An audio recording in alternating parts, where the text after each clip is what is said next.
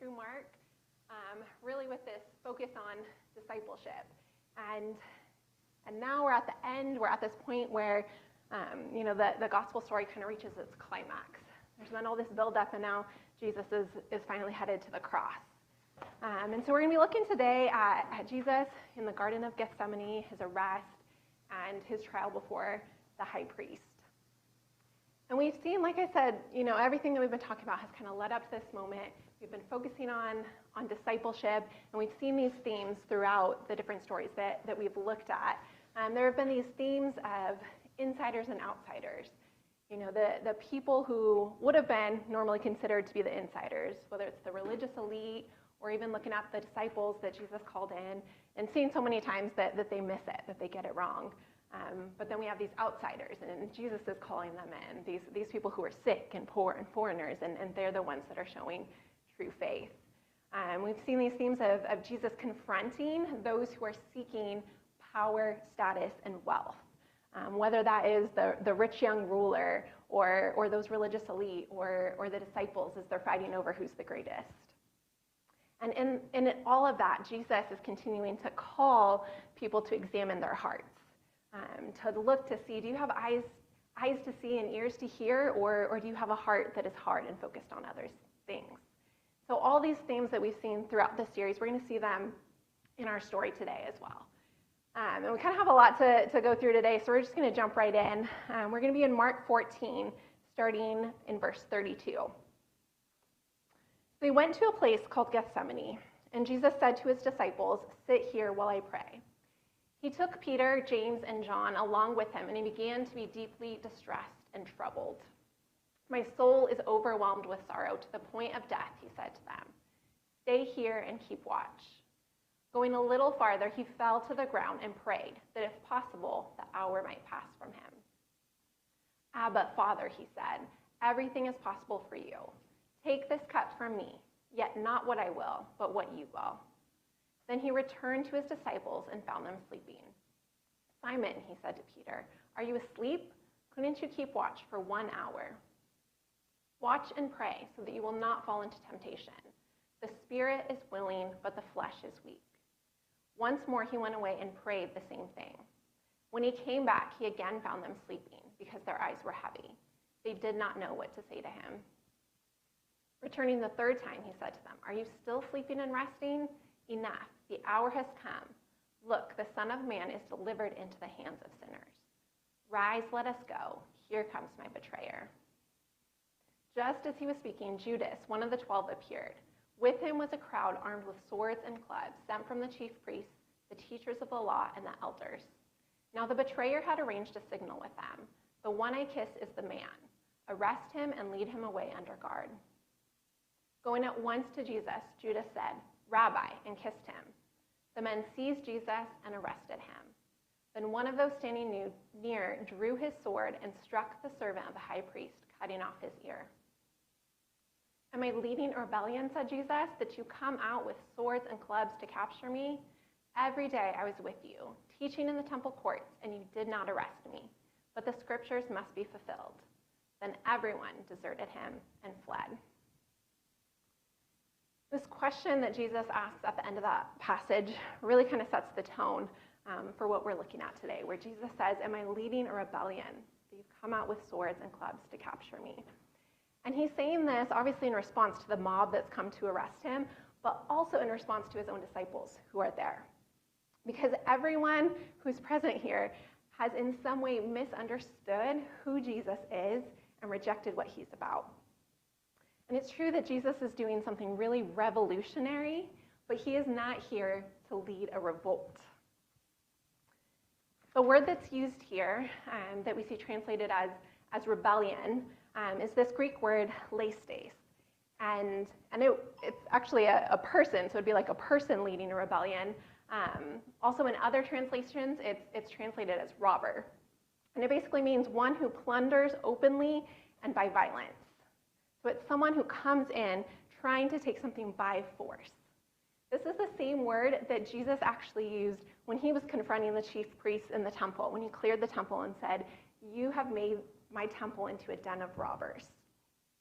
So the irony here is that it's It's those religious leaders, the people that are coming to arrest Jesus, the ones who've been plotting to kill him, who've been trying to trap him, who are these ones that are coming in violence and by force, trying to force their own way. And yet they're coming treating Jesus as if he's the one. And even the disciples are here and they are ready to engage in violent revolution. You know, many thought that this Messiah that was going to come was going to be this insurrectionist, one that would come and defeat Rome by force. But Jesus is here saying to everyone present, that is not my way. See, everybody here misunderstood God's kingdom, and they chose to look out for their own interests. Even those who wanted to be a part of God's kingdom were going about it in the same way as the world around them. And so I want us today to look at kind of each of the characters that are in this story so we can kind of see what it is, why they kind of got so off track and missed out on what Jesus was all about. So starting with the chief priests, the teachers of the law, just sometimes translated as scribes, and the elders. These people were the religious leaders who were in charge of governing the Jewish people, both in the religious sector and in the civic sector. So they were overseeing the functions of the temple. They were also, making decrees and laws for the way that the Jewish people interacted and went about their lives. And they were also this criminal court. And together, these chief priests, teachers of law, elders, 70 of them made up what was called the Sanhedrin. The Sanhedrin was led then by the high priest. And so these people that had been charged with leading the Jewish people had actually become a corrupt ruling party. They cared more about their own power, status, and wealth. And so we see that they're coming, their arrest of Jesus, all of this is them trying to trap Jesus, plotting to kill him because he threatened their power. People listened to Jesus. The crowds were always flocking to him. They were soaking up his teaching, which sometimes contradicted the teaching of their scribes. They were experiencing healing and forgiveness, which were signs of God's kingdom. But they cared more about their own power and status than about God's kingdom. And they came with this very forceful and violent way, not because Jesus was violent, but because they were afraid of Jesus, and they were afraid of the people. It says earlier in chapter 14 that they wanted to arrest Jesus and kill him, but they didn't want to do it while the crowds were around, because they were afraid those people who loved Jesus would turn on them as well. And so they come here at night as he's alone with his disciples. And if we carry on in the story, verse 53, we see Jesus before the Sanhedrin as he's on trial, the high priest.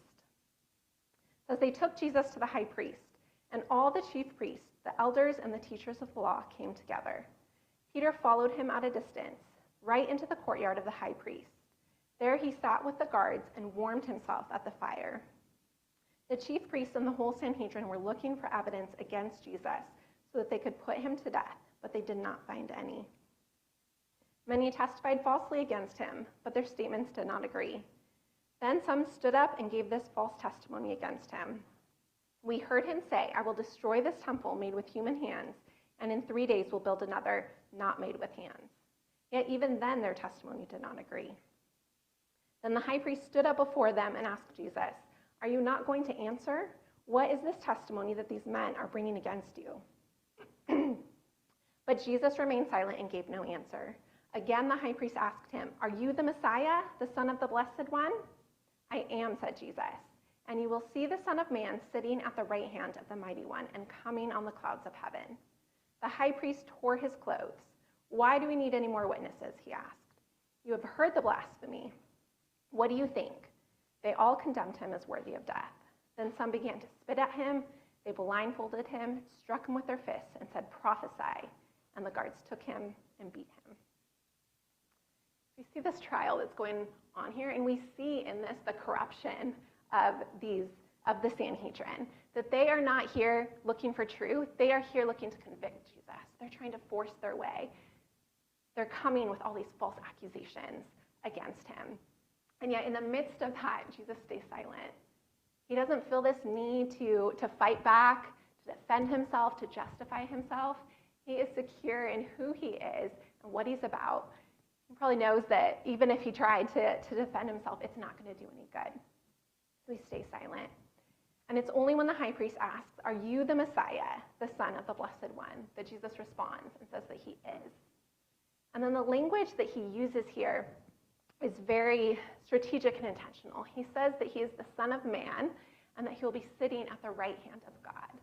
This is language that came from the Hebrew scriptures that talked about this coming Messiah, who was also seen as this priestly king that was going to come. So Jesus, in saying this, is claiming that he is this Messiah, this priestly king figure. And it's at this point that the high priest claims that Jesus has blasphemed. And he makes this big show of tearing his clothes, which would have been, in Jewish culture, this just show of excessive grief. You know, he's basically just kind of playing it up here, acting like he is so angry, so upset over Jesus speaking out against God. But the reality is that Jesus isn't speaking out against God. What he's doing here is he's setting himself up as the true high priest. And that is what this high priest is upset about, right? Because if Jesus is the true high priest, what does that mean for him and for his ruling class? You see, all along the way, Jesus has been threatening their hierarchy simply by drawing people in who they had cast out. He was bringing in and giving honor to the poor, the foreigners, the sick, while at the same time calling out the priests and the leaders and the elders. Jesus has been making claims that the first will be last. He's turning things upside down, right? He's made this big display when he was in the temple where he's calling their systems corrupt. And he did foretell that the temple would be destroyed. Not that he was going to destroy it as the false testimony claimed. But Jesus knew that this temple had become an idol for them. It had become a symbol of their power and authority. So Jesus was predicting that their own idolatry was going to lead to their destruction. And so this group, this ruling party, they knew that if what Jesus said was true, and if the people continued to follow him, that their power structure was going to crumble. And so they came using force and violence to maintain their own power status and wealth. But we know that they didn't act alone. We see Judas in this story, someone who was a disciple and a friend of Jesus. We see even as he comes to Jesus and he calls him rabbi and he kisses him, and it shows the intimacy of their relationship. And although the Gospels often tell us from the beginning when they mention Judas, they'll say Judas the Betrayer, that is only because they're looking back, right? Judas was, in the beginning, he was this true disciple. He was somebody who was a friend of Jesus, a follower of Jesus. And nobody expected that he was going to turn on him, right? When Jesus, of course, who knew that he was going to do that, when he predicts that somebody's going to betray him, none of the disciples pointed their finger at Judas. They didn't say, "Oh, we knew he was going to do that," right? He had been this true disciple. And we don't know his motivation. It's never really made clear. There have been a lot of assumptions about what motivated Judas. Some people think that it was all about money and greed. In the Gospel of John, it gives this detail that Judas was the treasurer, that maybe sometimes he took money from out of the money bag, and so some people assume that maybe it's just all about money, right? There are other people who actually believe that Judas was a zealot, that he was a part of these Jewish people who were basically insurrectionists, who wanted to overthrow Rome by force. The zealots were also known even for committing violence against the priests when they saw the corruption of the priests. And so some people even think that Judas here as a zealot, maybe he wasn't even so much looking to betray Jesus, but maybe he was looking to spur on this violent revolution that he thought that Jesus was going to bring about. That he thought that if he turned Jesus over, Jesus is going to fight back, and here it goes, it begins, right? And the truth is we don't know. We don't know what those motivations were, but what we do know about Judas, what we see in him, is that he was someone who was close to Jesus, someone who had given up everything to follow Jesus, just like the other disciples. And yet somewhere along the line, he misunderstood what Jesus was about, and he chose a way that was in opposition to Jesus' way. And it had some really dire consequences. So we see Judas, this disciple who turned on Jesus in this really blatant way. But he wasn't the only disciple who actually turned on Jesus. Right? We see Peter. Jesus had already predicted before this moment that Peter is going to deny him 3 times. And so this is why when they're in the garden and Jesus is praying and all the disciples fall asleep, even though all of them are sleeping, Jesus specifically calls out Simon Peter. He says, "Simon, are you asleep? Couldn't you keep watch for 1 hour? Watch and pray so that you will not fall into temptation. The spirit is willing, but the flesh is weak." You know, Peter is such an interesting character. He is someone who was one of the closest disciples and friends of Jesus. He had so much zeal for Jesus that he thought he was going to stick by him no matter what. In verses 29 to 31, when Jesus was predicting that everyone's going to turn away, and specifically that Peter's going to deny him, his response is, "Even if all fall away, I will not. Even if I have to die with you, I will never disown you." He had all this zeal, but his zeal actually blinded him from truly understanding what Jesus was about. See, there had been so many times where Jesus tried to explain that this is what was going to happen. He was headed to the cross. He was going to die. And every single time, Peter tried to stand in the way of that. Even though he truly desired to follow Jesus, he believed that he would be with him no matter what. Even he is susceptible to temptation. Even he misunderstands it sometimes because he is human. So there's a lot of significance in Peter's denial, that it's not just him betraying a friend, but what he was actually doing here, he was denouncing his relationship with his rabbi, which in Jewish culture, that was so significant. That was one of the greatest insults, to publicly denounce your rabbi. And in this action, he actually gave up his right to still be considered a disciple. Which is why when we see, after Jesus has risen from the dead, we see that the angel meets the women at the tomb. And in chapter 16, verse 7, he says, "Go tell his disciples and Peter that Jesus is going before you to Galilee." This is because Peter was no longer considered a disciple. His actions had disqualified him from the status of being a disciple. But even so, Jesus calls him back. He gives him that chance to repent. And when he does, he goes on to play this major role in the formation of the early church. So we've seen some of these pretty flagrant acts so far that are committed against Jesus from all these characters so far. But there were also some that were a lot more subtle, right? There were these other disciples and bystanders who were there at the time. And it tells us that one disciple cuts off the ear of a servant of the high priest. You know, some of the other gospel accounts tell us that this was Peter who did that, but Mark just says that it was one of those standing near. And I think that this is intentional because it wasn't just about Peter, right? It was about the disciples that were there that didn't understand the nature of his kingdom. I bet if it wasn't Peter that had pulled out his sword first, the others were there ready to do the same. They were ready to use the same methods as their enemies to defend the kingdom. And I really like the way that Tim Gombis kind of sums up this moment here in his commentary on Mark. He says, "Not only does this detail portray the chaos of the situation, but it once again indicates that the disciples are behaving like non-disciples who are opposed to Jesus' agenda. They are still trying to prevent him from going to the cross. They still have not grasped that violent rebellion is not the way of the kingdom. God's reign comes through the Son of Man giving himself up to death on the cross, and God's kingdom is inhabited by people who go the way of the cross.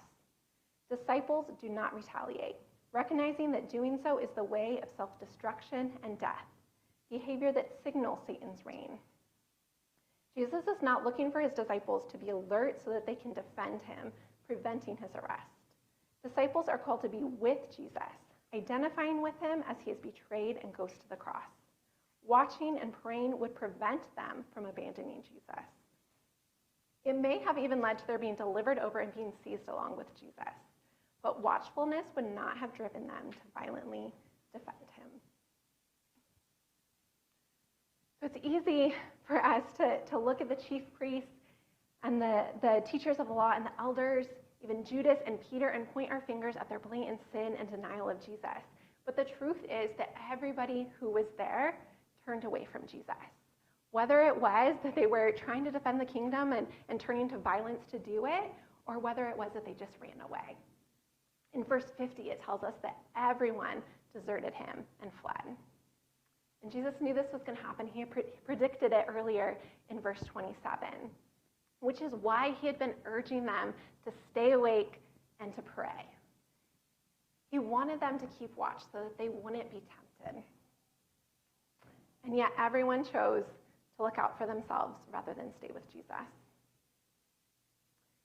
So each one of these people that we have looked at, they were all claiming the name of God, yet they misunderstood the way of God. And for some, their misdeeds were blatant, but everyone missed it and chose self-preservation instead at some point. And we see all of this contrasted with Jesus. In the story, as we look at Jesus, we see that he didn't fight back. Whether they came at him with violence or mockery, he stayed silent even in the midst of false accusations. He wasn't trying to justify himself or defend himself. He was secure in who he was. We see Jesus loving his enemies, that even as they're disrespecting him, he's still showing respect. We see Jesus giving up his life for the sake of others. He is faithful to what he has been called to do, even when it causes him to suffer. And we see that all of this comes from him being grounded in his union with his Father. Right? We saw him in the garden as he was with his Father. He was wrestling, he was lamenting, he was pleading with God, but ultimately he trusted God. That even if he had to suffer and be killed, that God's kingdom would remain. That God's purposes would prevail, and that was what mattered most. So just to sum this all up, just the differences that we see in the way of the world, in the way of Jesus. Got a couple lists that'll be up here. So the way of the world seeks power, status, and wealth. The way of the world seeks self-preservation. And the way of the world, the way that they hold power, is with power over. And this term power over comes from Brene Brown, as she talks about ways that people hold power. Power over is about force, violence, shaming, belittling. When we see kind of like these authoritarian figures, that's the power over. But then we see all this contrasted with the way of Jesus. The way of Jesus seeks the kingdom of God, seeking the love and justice and right relationship of the kingdom of God above all else.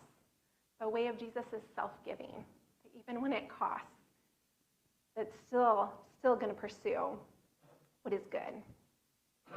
And the way of Jesus has this power with dynamic that Brene Brown also describes. And this power with is not about forcing your way, but it's about humility, it's about mutuality, sharing the power, inviting others in. It's about respect. That's what we see in Jesus. And it might be easy for us to look at others, especially with those whom we disagree with, and see the ways that they are missing it when it comes to Jesus, and point out when we see flagrant injustice or moral failure. But it's often much harder, or maybe even just more uncomfortable and less satisfying, for us to look inside our own hearts and see the ways that we ourselves are missing it, the ways that we are causing harm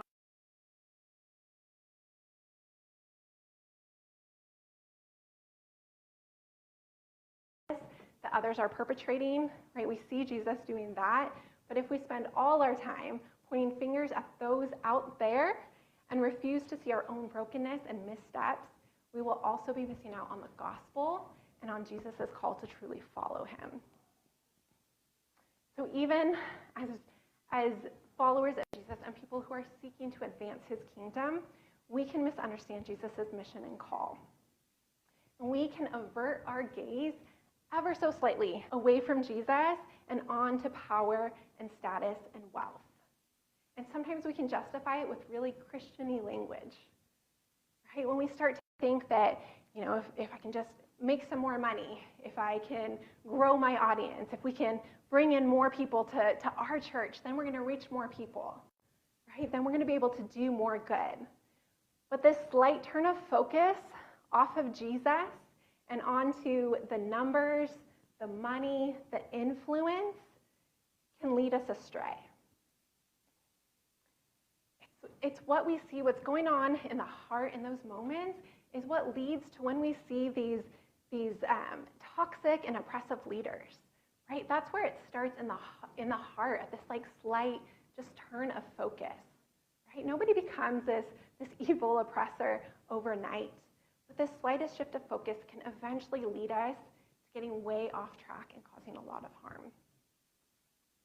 And the truth is that we are all susceptible to the very seductive lure of power, status, and wealth. And so we need to stay awake, as Jesus warned. We often focus so much on the threat out there, those people, the world, that political party. But Jesus is calling us, when he's telling us to stay awake, to watch out for the threat inside our own hearts. He's calling us to be aware of what's happening inside of us. He's calling us to question our own motivations. He says the spirit is willing, but the flesh is weak. We cannot follow Jesus by our own strength because our natural inclinations and desires are always going to lead us towards self-preservation. We may have the best of intentions, but we're still human. And so if we're to remain faithful to God, we must continue to come to him, to call out to him, to seek him, listen for his voice, to allow him to show us the offensive ways in our own hearts. We must allow him to lead us in the way of the cross, which is to die to our selfish desires and learn to live in his kingdom way of love and peace. So as we kind of finish up today, just the reflection that I have for you guys as you kind of go out into your week is just to consider Jesus' call to us as disciples, the same call that we saw all throughout the Gospels, we see here at the end. This call for us to check our hearts, right? And it's not just something that happens one time. It's following Jesus is not just a choice that we make once, but it's a choice that we make every day and in a million little ways throughout the day. We have to check our hearts and ask ourselves, what is it that you're pursuing? Whose way are you following? This is what Jesus calls us to over and over again. Guys, pray with me.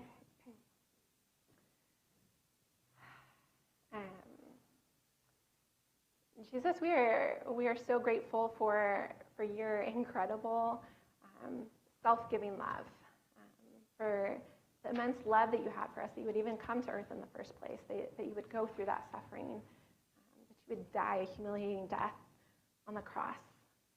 God, we know that you did that all in love for us.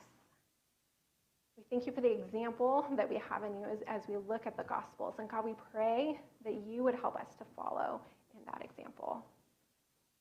When given the choice, help us to choose your way rather than the way of the world. Help us to pursue your kingdom and your goodness in the way that we see you doing it, God. Help us to be people who are truly your disciples, who follow you in each area of our lives, God. We pray in your name. Amen. That passage that you preached on today on Jesus in those moments leading up to the cross are such a good example, such a validating kind of story of what many of us might be feeling today, including myself. You know, this is the part of the year where a lot of us feel tired, unmotivated, discouraged. We have a brain fog. I have a brain fog today.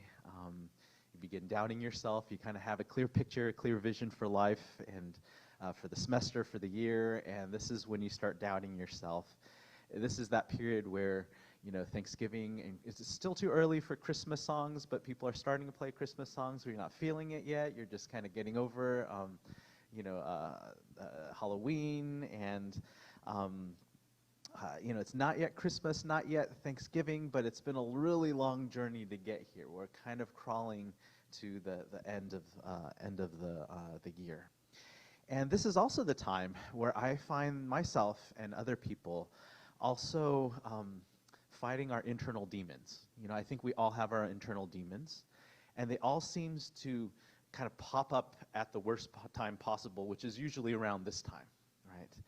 And we not only all carry our internal demons, but we all, in some ways, I think using Christian language, we all carry our own crosses, just as Jesus carried his cross. And I know from the stories of many of you that many of the crosses that you carry all the time have to do also with things that Jesus experienced when he was on earth. Things like abuses of power involving family members, involving friends, involving religious leaders that use God to advance their own agenda, and usually in ways that are hurtful and exploitative to you.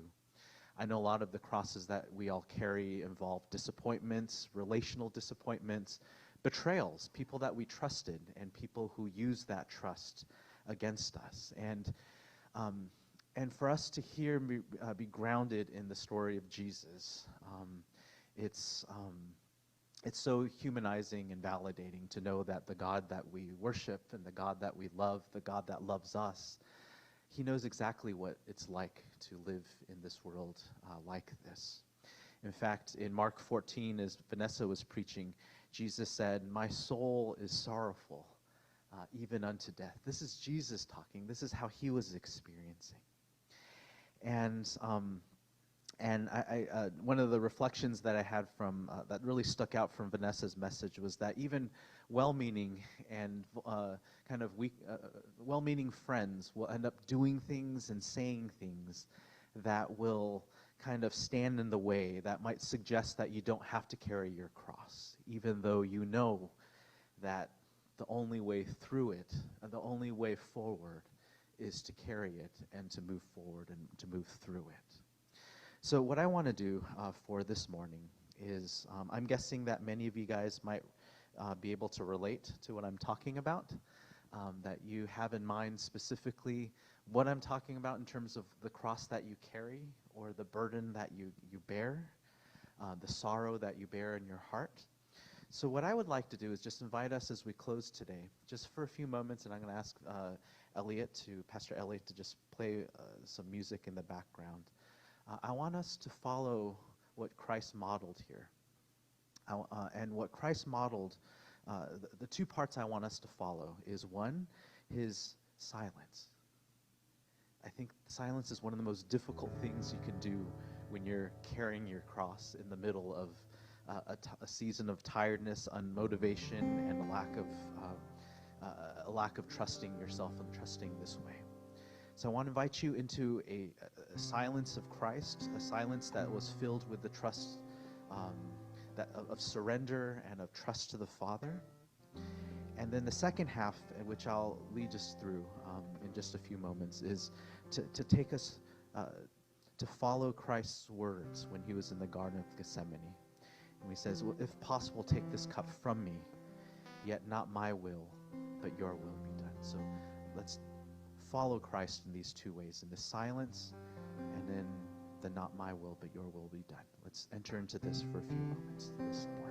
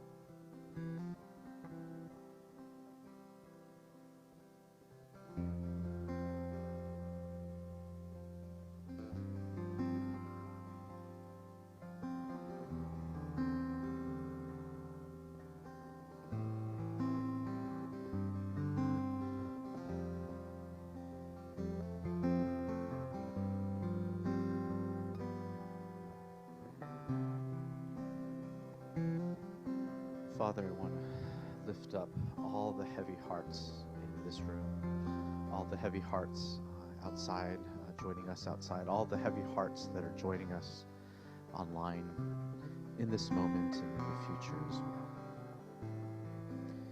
There's so many cares, so many wounds, so much pain for any person, for any of us to be able to fathom and to know. And yet you know it all. You carry it all. You hold all of it on your hearts. And Lord, you're trustworthy for this because you know exactly what it's like to suffer through betrayal. You know exactly what it's like when you don't want to carry a cross, but the cross is for you to bear. It wasn't fair for you to have to carry this cross in the first place. But because we were born into this broken world, because of the cards that you happen to be dealt, you find yourself carrying this cross nonetheless. You didn't ask for it. You didn't deserve it. You didn't make choices that made this happen, such that it's your fault. But yet you still have to carry these consequences. And you still have to find a way forward. And Lord, it's these kinds of burdens, these kind of crosses that we look to you to accompany us and to carry alongside with us, to suffer with us. And this morning when these voices, these voices of doubt, this slog that's making us feel stuck. Lord, would you give us enough strength to just get through this day? And tomorrow, would you give us just enough strength to get through that day as well? And so on and so forth. Until we can reach a place of clarity and of rest. But until we get to that place, while we're still in this sludge, Lord, would you carry us? Whether it has to do with financial stresses, with job-related stresses, historical relational stresses and wounds, with worries in the future that we're holding in our heart, with questions of what am I to do with my life that are lingering in the future as well, with questions of doubt and self-doubt, with questions of shame. Lord, would you pierce through all the gunk so that at least for a few moments we know that we don't have to be alone and that we can be with you and that we can be with each other.